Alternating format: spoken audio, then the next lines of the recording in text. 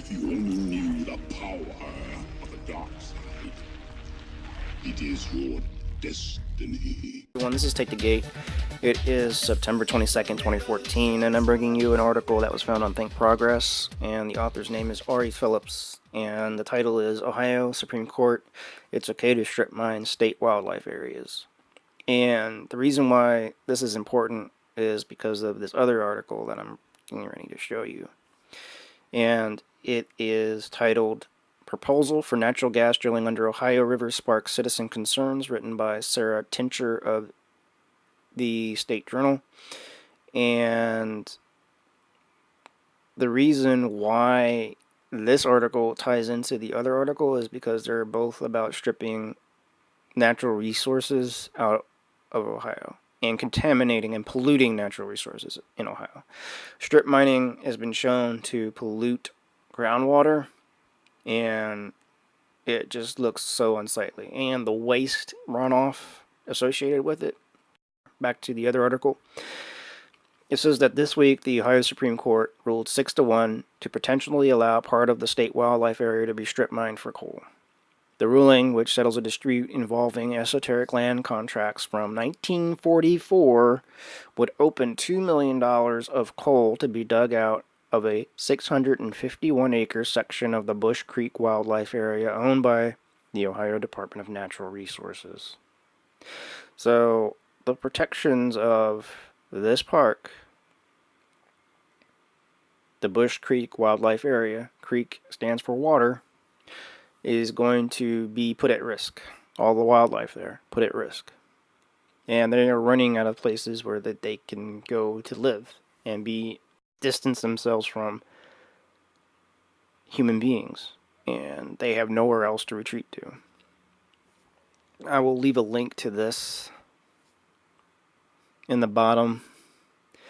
I just thought everybody should see it. And according to their thinking, it says, there is no reason to believe that the signers of the original contract understood that reasonable surface rights privileges, including the right to strip mine, has there being no reason to believe that they intended to exclude strip mining. If they didn't know if it would exist or not exist, and they signed it without an expiration date, that's highly suspect, and I feel that this is a bad decision, and it should be thrown out. Now, going into this other one, there is a letter that was sent on September 17th to the Governor Earl Ray Tomblin expressing concerns that there is pending proposal that it would allow natural gas drilling under the Ohio River. And this quote here, 981 miles of the Ohio provide drinking water to more than 5 million people, said Roxana Groff of the Athens County Fracking Action Network in a statement. And considering that the multiple dire water situations that we have seen thus far nationwide, my embellishment, that drought out in the west, the coal chemical contamination of 300,000 people's drinking water supply in West Virginia, drinking water is at peril from fracking waste across the country, and we should be doing everything possible to safeguard our water. And that drilling under the Ohio is a huge risk. So, if we drill under the Ohio River, we have barges that go up and down the river. We have floods on the river. We have 5 million people drinking out of it. We have fish in the river that people fish for, fishermen in the river. And we're putting all that at risk. Not to mention the animals that most likely subsist off of it or live in it,